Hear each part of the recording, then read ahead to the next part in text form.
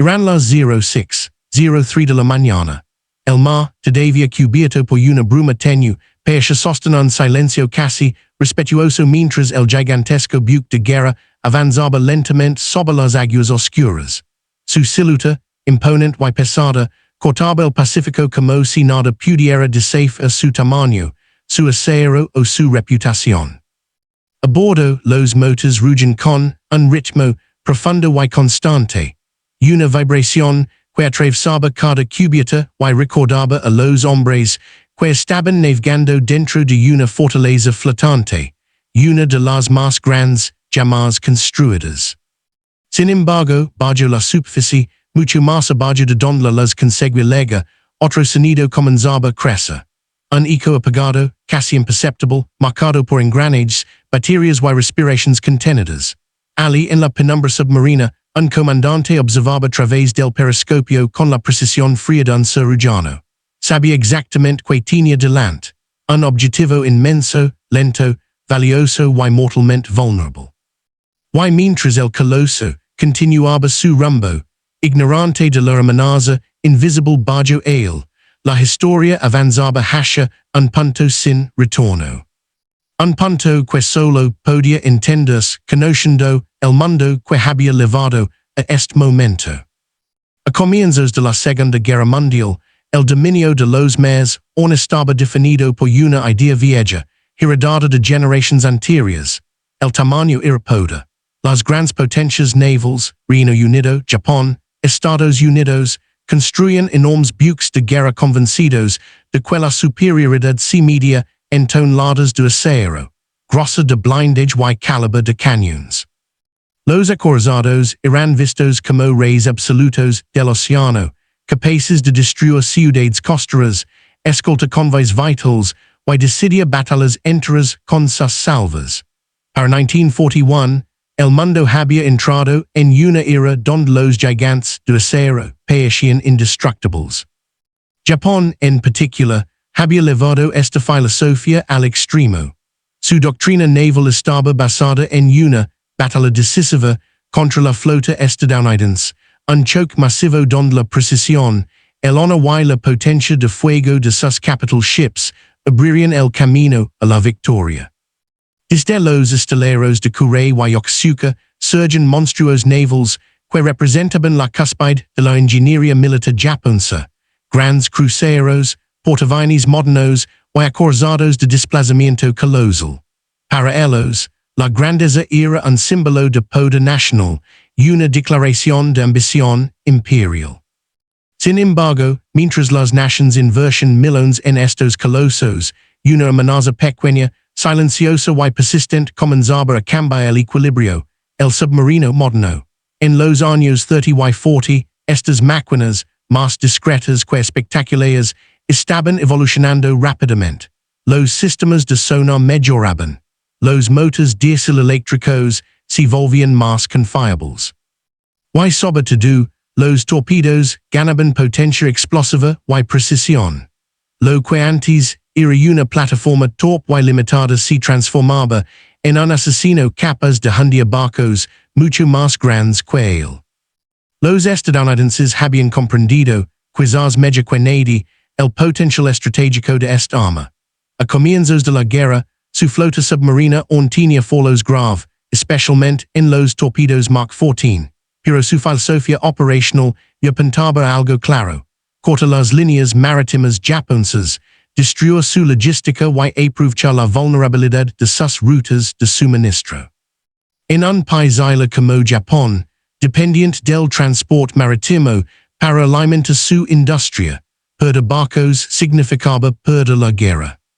Mientras tanto, en el Pacífico, la presión militar aumentaba.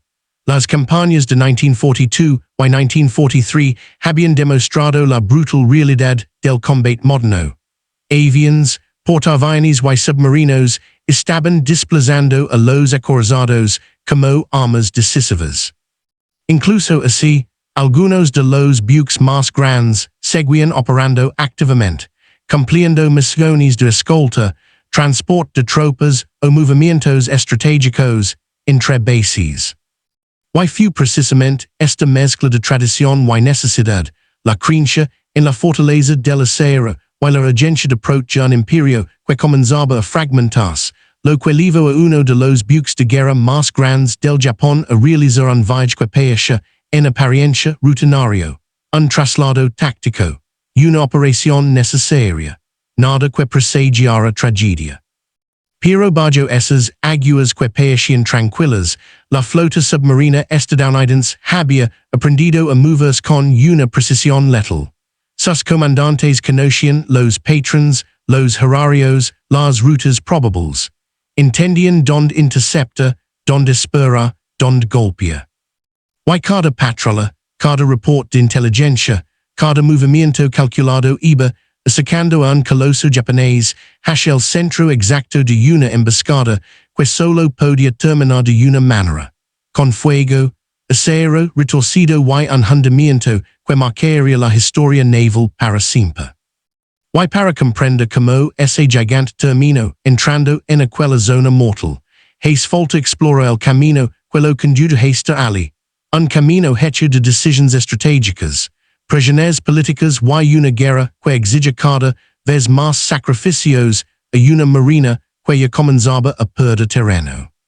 El buque cuya historia terminaría marcando un récord oscuro en la guerra tenía un origen muy distinto al de un simple transport o un destructo de escolta.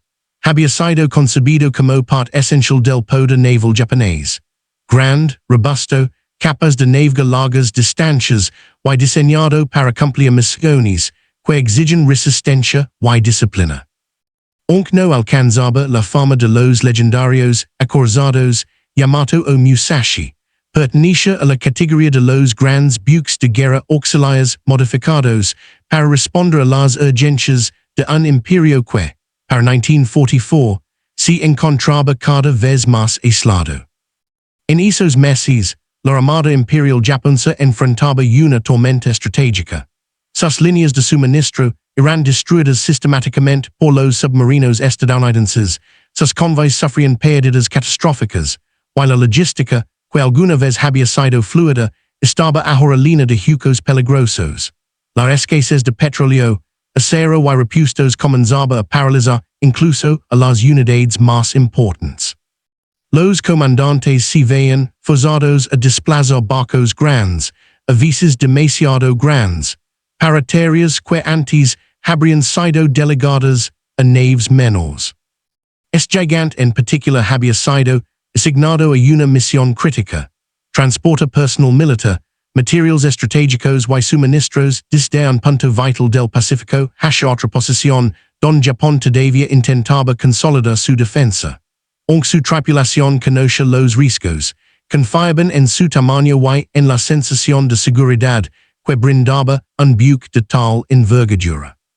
Muchos marineros, jóvenes y inexpertos, se aferraban a la idea de que un barco tan grande no podía ser hundido con facilidad.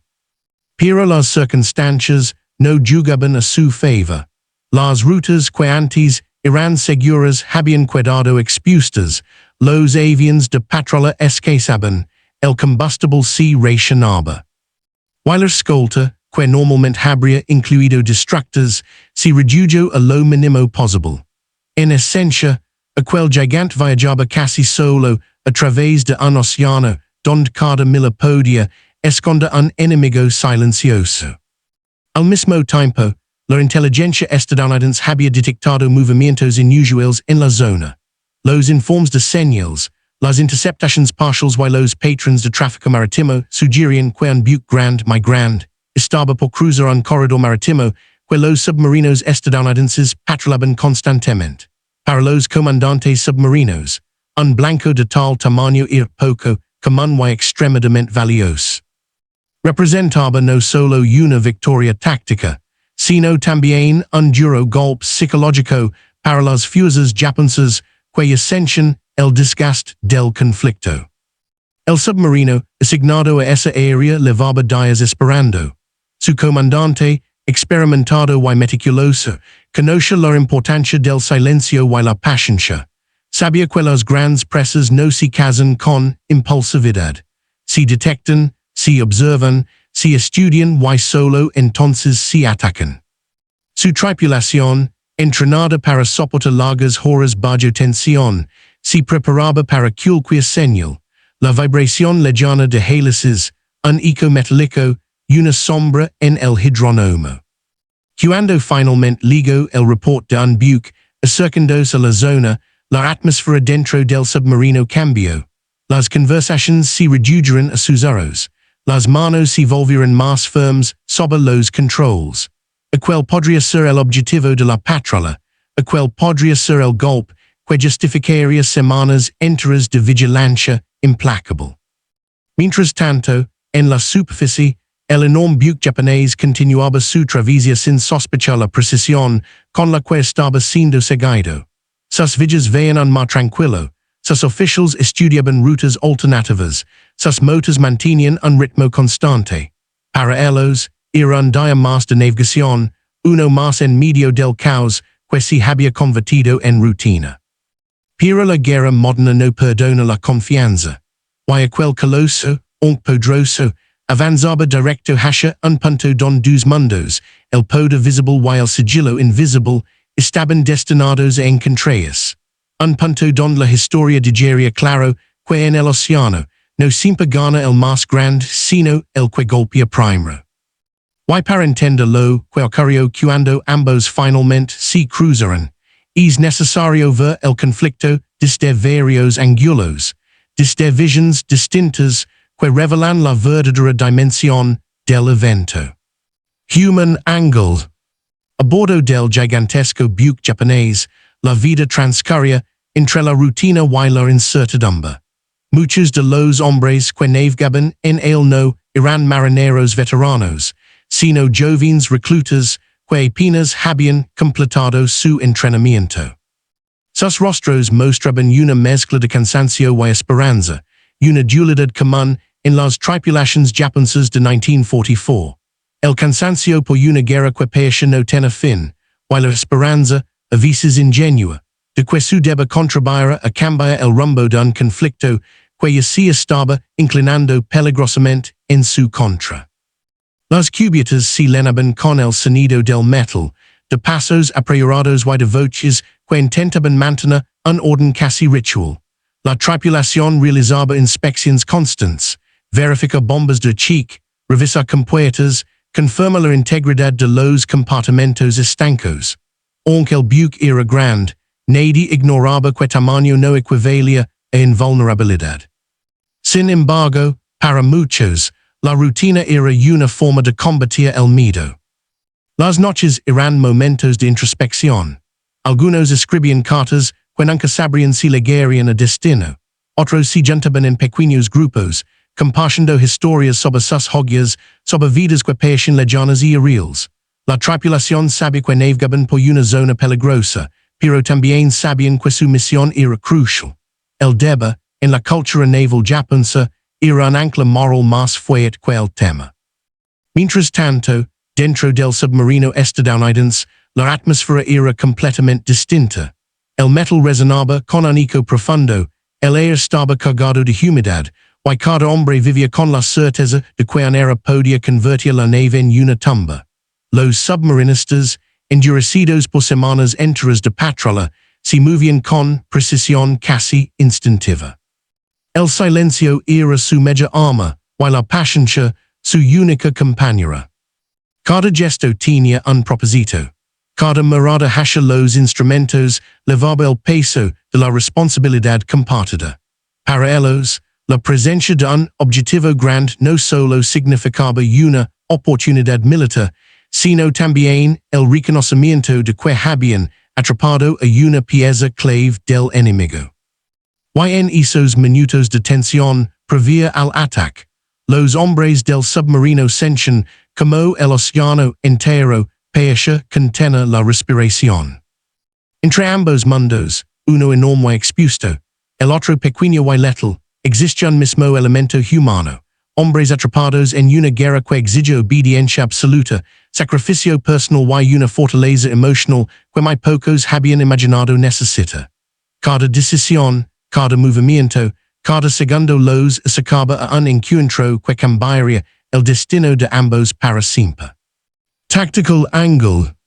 En la superficie, la táctica japonesa se basaba en la velocidad moderada, rutas indirectas y cambios de dirección, predecibles pero necesarios.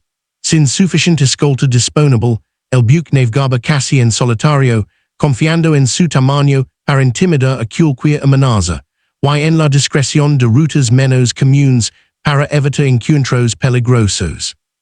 La teoría decía que, sin escolta, un buque grande debía evitar horarios y zonas donde los submarinos solían operar. Pero la teoría no siempre vence a la necesidad. La urgencia del traslado hizo que la nave utilizara un corredor marítimo relativamente conocido por los estadounidenses. Aunque el buque cambiaba velocidad y curso ocasionalmente, sus movimientos seguían patrones que un comandante experimentado podía predecir. En las profundidades, el submarino estadounidense operaba con un método totalmente distinto. Su táctica era la del depredador oculto, permanece inmóvil, utiliza solo instrumentos pasivos, evita el periscopio salvo momentos críticos. El comandante sabía que la clave del éxito no estaba en la agresión, sino en la sincronización. Tenía que descubrir el rumbo exacto del blanco, calcula la distancia, y anticipar su movimiento futuro para lanzar los torpedos en el punto perfecto. Los cálculos eran fríos, matemáticos, implacables. Cada torpedo representaba un arma costosa y limitada. Cada lanzamiento debía ser justificable. En este escenario, la táctica estadounidense se basaba en una verdad simple. En la guerra submarina, la paciencia es más mortal que la velocidad. Y mientras el gigante avanzaba, los instrumentos del submarino trazaban su ruta con exactitud quirúrgica. Todo indicaba que estaban frente a un blanco excepcional. Todo indicaba que valía la pena arriesgarlo todo. Technological angle. El buque japonés era grande, robusto y construido para resistir daños considerables. Su casco reforzado, sus compartimentos estancos y su maquinaria interna le daban una resistencia que superaba la mayoría de las embarcaciones de su época.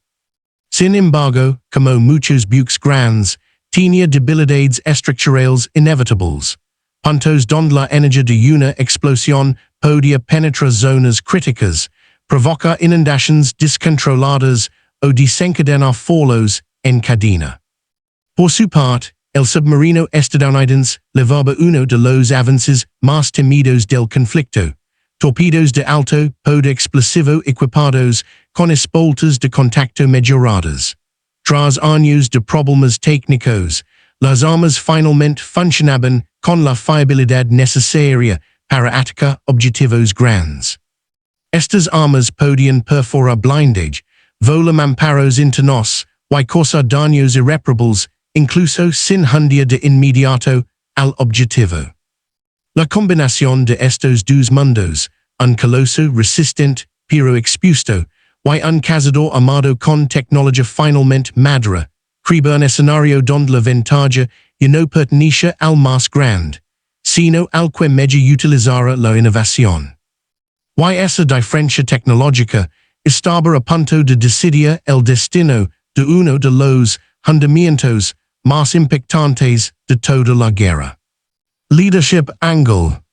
En el puente del buque japonés, la responsabilidad recae sobre un comandante consciente de la fragilidad estratégica de su nación. Sabía que cada movimiento debía equilibrar la necesidad de cumplir órdenes con la realidad de un océano lleno de amenazas invisibles. A pesar de su experiencia, se enfrentaba a una situación imposible. Escolta insuficiente, información incompleta y una presión creciente por mantener el flujo de suministros hacia posiciones que se desmoronaban día tras día. El liderazgo japonés durante esta etapa final de la guerra se caracterizaba por una mezcla de disciplina inquebrantable y desesperación silenciosa. Las órdenes eran claras: mantener el rumbo, cumplir la misión, asegurar que el buque, con su carga vital, llegara a destino. Pero incluso el medio comandante no podía compensar la falta de recursos, la ausencia de cobertura aérea, y las debilidades acumuladas por años de desgaste. En contraste, dentro del submarino estadounidense, el liderazgo tenía un enfoque distinto, flexible, analítico, basado en decisiones rápidas pero fundamentadas. El comandante submarinista estaba entrenado para pensar como un cazador. Su misión no era mantener el rumbo, sino buscar, identificar y destruir. Su papel requería frialdad absoluta. No podía dudar ni permitía que la emoción interfiriera en el cálculo. En el momento en que detectó al coloso japonés, su liderazgo se transformó en una cadena de decisiones calculadas. Determina si valía la pena revelar su posición, decidir cuántos torpedos usar, establecer la profundidad adecuada del ataque, y prever la reacción del enemigo. Cada orden que daba dentro del submarino tenía un propósito táctico claro y un riesgo implícito. Así mientras el buque japonés confiaba en la disciplina para sobrevivir, el submarino confiaba en el ingenio para matar. Dos filosofías distintas, dos estilos de liderazgo opuestos, estaban a punto de colisionar en un instante que decidiría el destino de ambos. Enemy angle. Para entender el choque, es necesario observar cómo ve a cada lado a su enemigo. Para los japoneses, el submarino estadounidense era un cazador persistente pero limitado. Aunque temido, era considerado inferior a los temibles U-boats alemanes en los primeros años de la guerra. Muchos oficiales japoneses subestimaban la capacidad estadounidense para desarrollar tácticas de intercepción avanzadas y adaptar sus estrategias en función del conflicto. Consideraban que su disciplina, su tradición y el tamaño de sus buques les daba cierta ventaja moral y operativa. Sin embargo, para finales de 1943 y comienzos de 1944, esta percepción estaba completamente desfasada de la realidad. Los submarinos estadounidenses se habían convertido en una máquina devastadora. Hundían petroleros, cargueros, transportes de tropas e incluso escoltas. Estaban cortando lentamente la arteria que alimentaba al imperio japonés. Por su parte, los submarinistas estadounidenses veían a los grandes buques japoneses como trofeos raros, extremadamente valiosos, difíciles de encontrar y, muchas veces, peligrosos de atacar. Pero cuando un objetivo tan grande aparecía en sus mapas, la prioridad era absoluta. Sabían que destruir un buque de ese tamaño no solo debilitaba la capacidad material del enemigo, sino que enviaba un mensaje contundente: ningún gigante estaba a salvo. La percepción del enemigo era simétrica. Mientras los japoneses creían, en parte, que el tamaño de su buque lo protegería, los estadounidenses lo veían como una oportunidad estratégica única. Aquella diferencia de visión, una mezcla de confianza errónea y determinación absoluta, creó el escenario perfecto para un choque fatal. Moral angles. La guerra naval es una de las formas más frías y crueles de combate. No hay trincheras, no hay retirada inmediata, no hay manera de escapar del acero y del agua. En el hundimiento de un buque grande, la moral de ambos bandos queda expuesta de forma dramática. Para los japoneses, la pérdida de un gigante significaba más que perder un barco. Era un golpe directo al orgullo nacional, a la creencia en la fortaleza indestructible del imperio. Cada vez que un coloso desaparecía bajo las olas, era como ver que una pieza simbólica de su identidad militar. Además, el enorme número de vidas en riesgo convertía cada hundimiento en una tragedia humana que resonaba en las familias y en la moral de quienes en combatían. Para los estadounidenses, por otro lado, el hundimiento representaba un avance moral hacia la victoria. Aunque la muerte del enemigo no era celebrada con ligereza, el cumplimiento de la misión reafirmaba la sensación de que la estrategia estaba funcionando. Cada ataque exitoso demostraba que la guerra podía ganarse con inteligencia, tecnología y disciplina. Pero en lo profundo del mar, mas allá de banderas y estrategias, la moral se mostraba en su forma más cruda.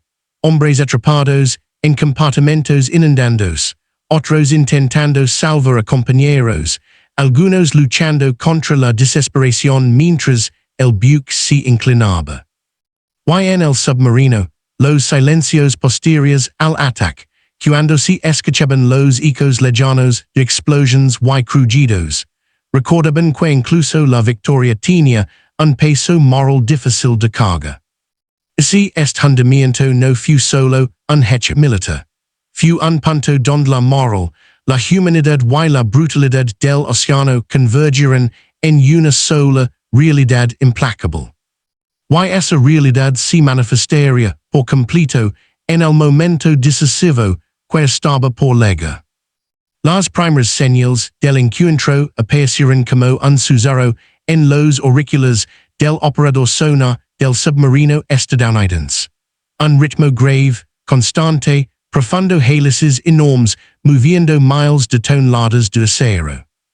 El operador levantó la vista apenas un instante. No necesitaba hablar. El comandante ya había visto el ligero cambio en los instrumentos y sabía exactamente lo que significaba. El blanco estaba entrando en alcance. Rumbo constante, velocidad moderada, murmuró el oficial táctico mientras anotaba datos frenéticamente. El comandante se inclinó hacia el periscopio. La superficie estaba cubierta por una neblina leve, pero allí estaba una sombra colosal recortándose contra el horizonte. Cada línea, cada detalle, confirmaba la magnitud del objetivo. Aquel no era un transport cualquiera. Era un buque de guerra grande, quizás uno de los más grandes que aún operaban en aquel sector.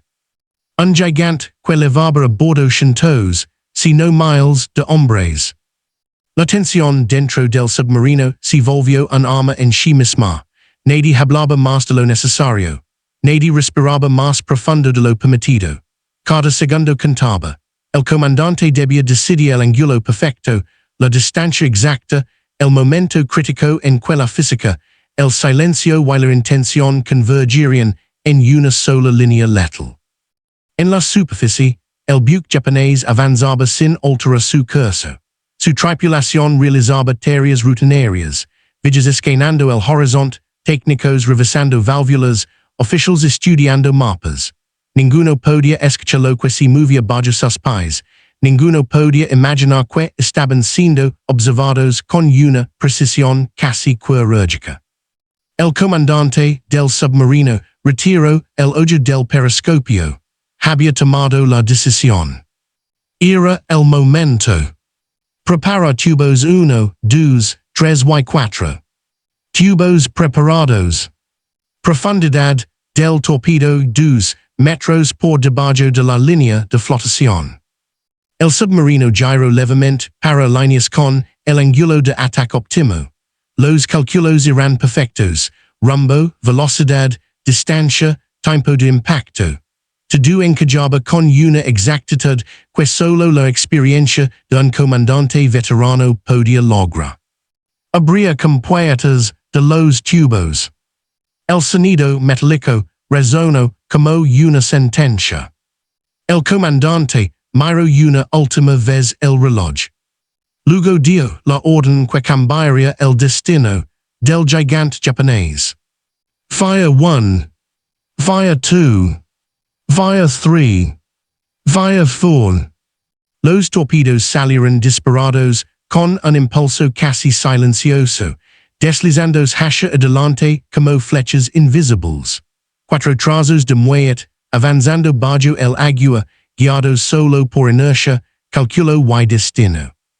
En el buque japonés, nadie percibió nada, ni un ruido ni una vibración. Solo el mar tranquilo, inmenso, indiferente. A mitad de camino, los torpedos mantenían su danza mortal. El silencio del submarino era absoluto. Los hombres escuchaban los segundos que como gotas de acero en un reloj invisible. El comandante apenas movía un músculo. Sabía que, si sus cálculos eran correctos, el impacto sería devastador. Y entonces ligó el primer sonido. un golpe sordo, profundo, como si el océano hubis exhalado con violencia. Un segundo después, un estruendo. Luego otro. Y otro. Cuatro explosions consecutivas arrancaron el silencio del mar. En la superficie, la primera detonación sacudió el buque japonés como si un gigante hubis golpeado el casco con toda su fuerza. Las cubiertas vibraron. Los hombres fueron lanzados contra paredes, barandillas, escaleras. Un rugido metálico recorrió la nave. Alarmas comenzaron a sonar. Gritos llenaron los pasillos. La segunda explosión abrió un enorme boquete bajo la línea de flotación. El agua entró con violencia, inundando compartimentos enteros en cuestión de segundos. Los mamparos interiores, debilitados por las explosiones iniciales, comenzaron a ceder.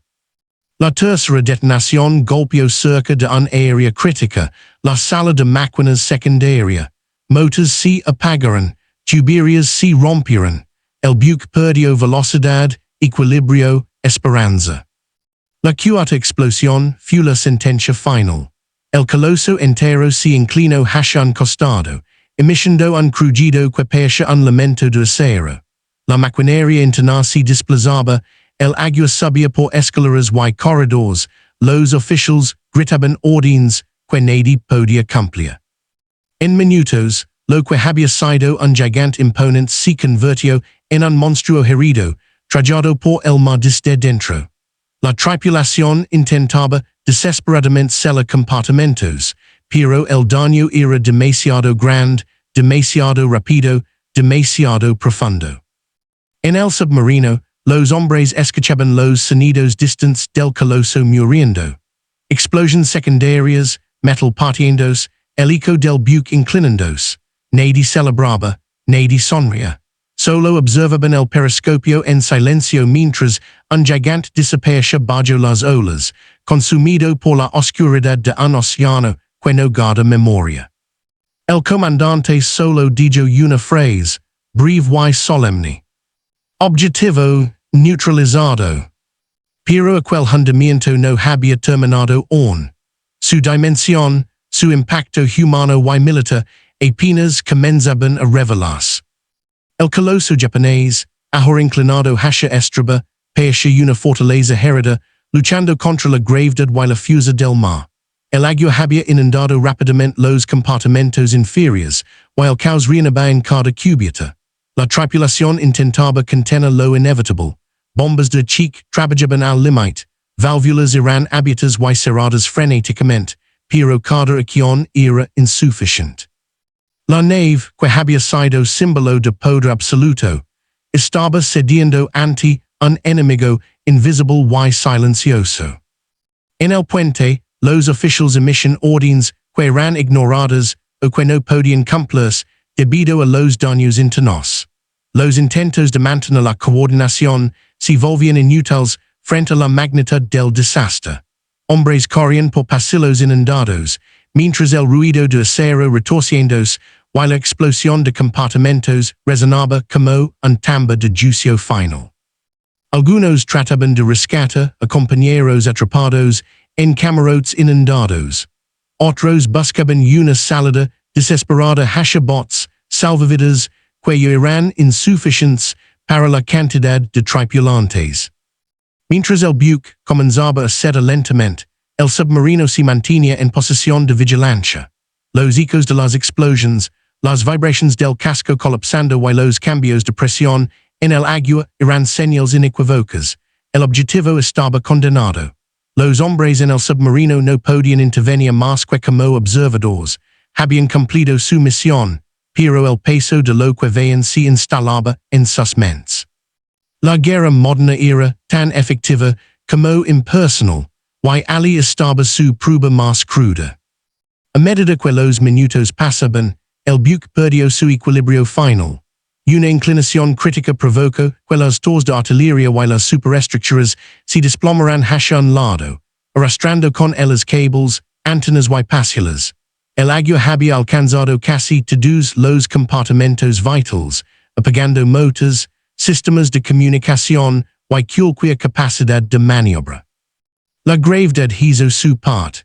El acero resistió hasta donde pudo, pero la fuerza del mar, combinada con los daños internos, resultó imparable. El último momento visible del buque antes de desaparecer bajo la superficie fue un estallido final, el colapso de la sección central. Una columna de agua y vapor se elevó brevemente, seguida por un silencio que parecía absoluto. El océano se cerró sobre él, borrando cualquier evidencia de la masa colosal que había cercado sus aguas minutos antes. En ese instante, la realidad del combate submarino quedó clara. La combinación de estrategia, paciencia, tecnología y audacia podía derribar incluso a los barcos más grandes jamás construidos. La humanidad, la disciplina y la preparación convergieron en un solo instante para demostrar que el tamaño no garantizaba invulnerabilidad. Los sobrevivientes que pudieron abandonar el buque llegaron a botes y bolsas improvisadas. Algunos flotaban en silencio, paralizados por el shock. Otros lloraban, otros maldicen, todos enfrentando la brutalidad del océano y el destino que les había tocado vivir. Las cifras iniciales de bajas todavía no se podían contar con precisión, pero cada segundo que pasaba revelaba que el costo humano había sido extraordinario. Para los estadounidenses, la misión había sido un éxito completo. Desde su posición segura, el comandante del submarino supervisó los restos del objetivo hundido, anotando cada detalle para los reports oficiales. Sabía que la magnitud de lo que acababan de lograr sería reconocida por la flota y por la historia. El hundimiento de uno de los buques de guerra más grandes jamás destruidos por un submarino. Mientras los ecos del desastre aún resonaban bajo la superficie, ambos bandos comenzaban a comprender las consecuencias inmediatas. El poder del coloso había sido destruido, y con él, una parte significativa de la moral y capacidad operativa de la armada japonesa. Pero también quedaba la evidencia de la eficacia de la guerra submarina moderna y de la capacidad de un pequeño equipo, bien entrenado y paciente, para cambiar el curso de los conflictos más grandes desde las profundidades invisibles del océano. La historia de aquel día no terminaba con el hundimiento. Apenas comenzaba a revelarse en informes, testimonios y análisis que mostrarían cómo un solo ataque podía resonar en toda una guerra, afectando estrategias, decisiones y vidas humanas durante meses y años posteriores.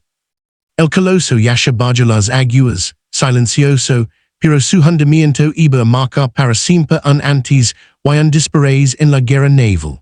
Y ahora, para comprender las consecuencias de ese evento y su impacto real, es necesario explorar el aftermath de la operación. El hundimiento del gigante japonés dejó un rastro inmediato de devastación y confusión. Sobre la superficie, los botes salvavidas se dispersaban entre olas que parecían indiferentes a la tragedia. Los sobrevivientes se aferraban a tablones, redes y bolsas improvisadas, intentando mantenerse a flote mientras la niebla matutina ocultaba parcialmente el alcance del desastre. Muchos habían presenciado la destrucción de su nave desde cubiertas superiores o mientras corrían por pasillos inundados, y la impresión de impotencia los acompañaría por el resto de sus vidas. Los números preliminares eran impactantes. Centenares de hombres, entrenados, disciplinados y preparados para enfrentar la guerra, habían desaparecido en minutos bajo la fría superficie del Pacífico. Los reports oficiales japoneses tardarían en llegar, y cuando lo hicieron, confirmaron el alcance del desastre. La pérdida del buque no era solo material, sino también simbólica. La armada japonesa había perdido no solo un buque crucial, sino también una parte de su orgullo y de la confianza en que sus colosos podían navegar impunes. Mientras tanto, los estadounidenses registraban con precisión cada detalle. El comandante del submarino redactaba su informe, hora exacta de detección, posición, rumbo, número de torpedos disparados, impacto y hundimiento. Estos informes no solo servían para fines estadísticos, sino también para aprender lecciones tácticas sobre los movimientos del enemigo, la efectividad de los torpedos y la coordinación de ataques futuros.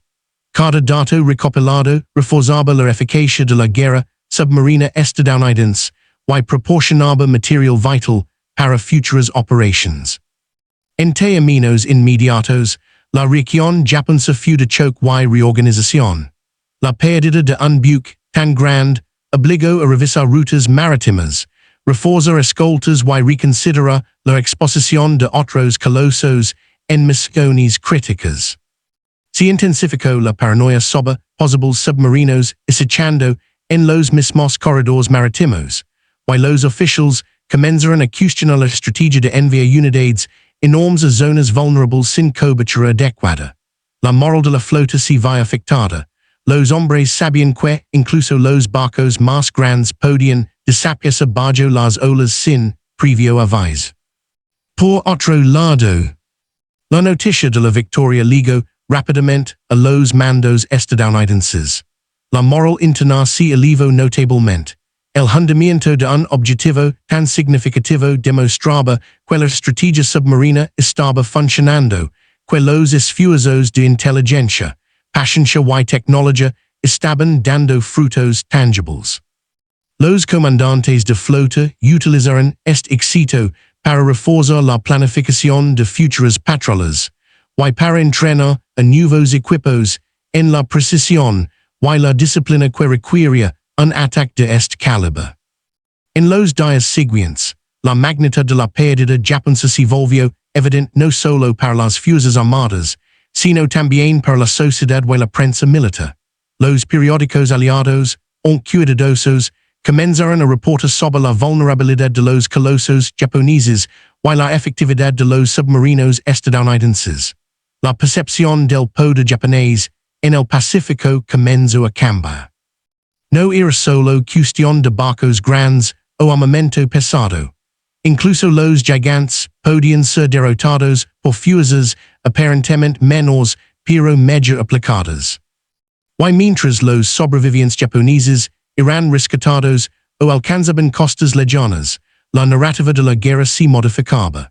Se volvía más clara la eficacia de la guerra moderna, la combinación de inteligencia, tecnología, liderazgo y precisión podía cambiar el curso de conflictos enteros desde la invisibilidad de las profundidades marinas. Este primer análisis del aftermath revela cómo la pérdida inmediata de vidas y recursos afectó a la armada japonesa y cómo los estadounidenses consolidaron una ventaja estratégica. Pero las consecuencias completas, especialmente las de largo plazo sobre doctrina naval, logística y moral, apenas comenzaban a manifestarse. El impacto a largo plazo del hundimiento del gigante japonés fue profundo y multifacético. En primer lugar, la pérdida de un buque de ese tamaño obligó a la armada japonesa a replantear su estrategia de despliegue. Las rutas marítimas, antes consideradas relativamente seguras para naves grandes, se volvieron zonas de alto riesgo. La planificación de convoys cambió drásticamente. Se incrementaron las escoltas, se alteraron los horarios y se evitó exponer barcos colosales a trayectorias previsibles.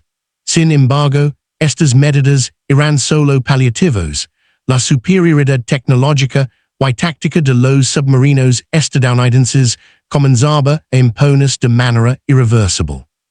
En términos humanos, la tragedia dejó secuelas imborrables.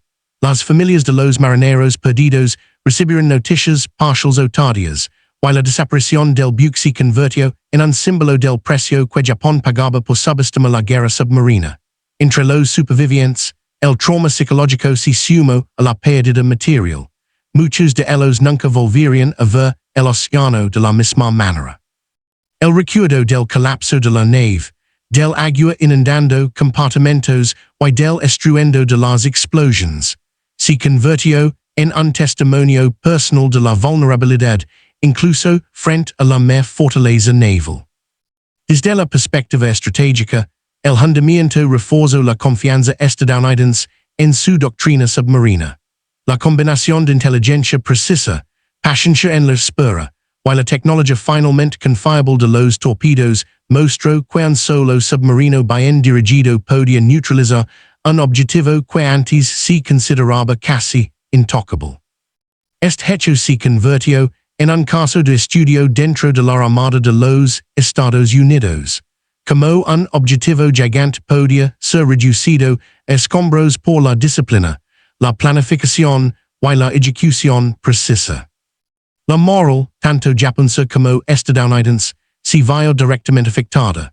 Mientras los estadounidenses celebraban silenciosamente la eficacia de su estrategia y la pericia de sus comandantes, los japoneses comenzaron a experimentar una erosión de la confianza en su doctrina tradicional. La creencia de que el tamaño y la potencia podían garantizar seguridad quedó seriamente cuestionada. Los oficiales japoneses empezaron a reconsiderar el despliegue de naves grandes, evaluando riesgos que antes parecían improbables y reconociendo que incluso los colosos necesitaban protección constante y vigilancia aérea. Asimismo, la propaganda de guerra aliada utilizó la historia del hundimiento como ejemplo de la efectividad de la guerra submarina y la vulnerabilidad del enemigo. En los informes, análisis y lecciones militares, este evento se convirtió en un símbolo. La combinación de estrategia, tecnología y liderazgo podía redefinir la guerra en el océano, y la percepción de invencibilidad de los buques japoneses quedó rota. Finalmente, el evento tuvo un efecto psicológico duradero en la guerra naval del Pacífico. Los sobrevivientes y oficiales japoneses que continuaron en servicio cambiaron su comportamiento, aumentando la cautela, alterando la velocidad de sus rutas y reforzando los protocolos de seguridad. Mientras tanto, la Armada estadounidense siguió perfeccionando la guerra submarina, consolidando un modelo que combinaba inteligencia, tecnología y audacia, y que la permitiría, en los meses siguientes, hundir numerosos buques de gran importancia sin enfrentar grandes riesgos propios.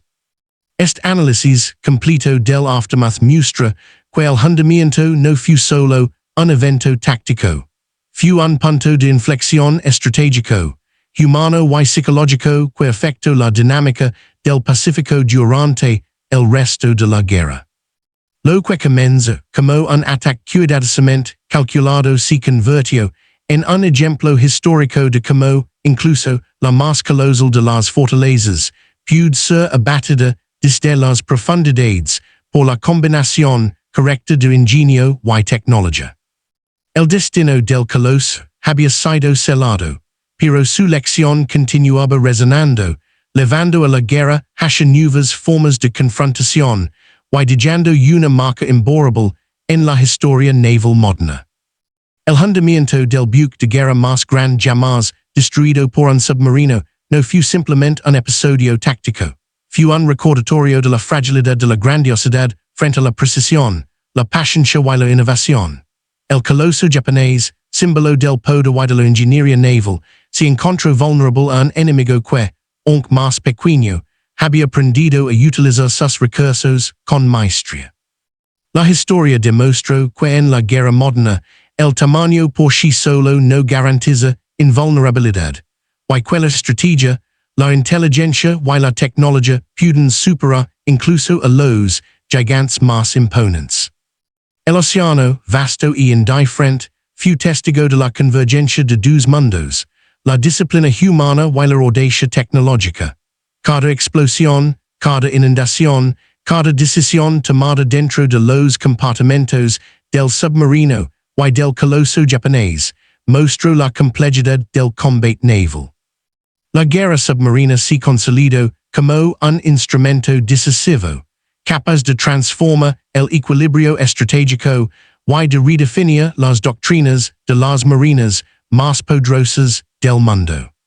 Pero más allá de la táctica y la estrategia, el hundimiento reveló la dimensión humana del conflicto, la pérdida de cientos de vidas, la desesperación de los supervivientes y el impacto psicológico en la Armada Japonesa son recordatorios de que la guerra es un fenómeno donde la ingeniería y la valencia conviven con la vulnerabilidad y el sacrificio. Cada hombre que flotaba sobre el océano o que esperaba su destino en un submarino llevaba consigo el peso de decisiones que podían cambiar la historia en un instante. Hoy este evento sigue siendo estudiado por historiadores y estrategas, no solo como un caso de éxito militar, sino como una lección sobre la revolución del poder naval.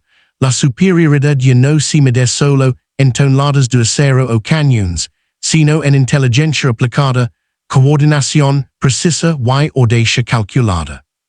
El gigante hundido bajo las olas sigue siendo un monumento silencioso a la combinación de ingenio humano y el implacable juicio del mar. En última instancia, el hundimiento del buque de guerra más grande por un submarino nos recuerda que la historia naval moderna no se define por la magnitud de las armas, sino por la manera en que se emplean.